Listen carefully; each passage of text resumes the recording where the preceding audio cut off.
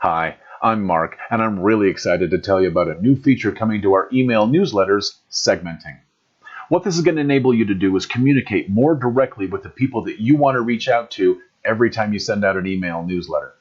Let me show you how it's going to work. At the top of the page, we'll select Marketing, and on the left-hand side, Email Newsletters. Then select the green button, New Email Campaign. And you'll notice we have a new option here called Segmenting. I'm going to click on that, and you'll see that I have 22 different clients. What I want to do is narrow that number down so the people that need this message are going to get it from me. And then I'm going to select a filter. Now I have several to choose from. Date of last appointment, next appointment, first appointment, the last service they booked, the next service they booked, the last appointment who it was with, the next appointment who it was with, and what age they might be. For today, I'm going to say their next appointment is before, and we'll say the end of February. I'm going to add a filter here and say, and is with, and I can say this specific practitioner. Now, I've narrowed down that list of 22 people down to 1.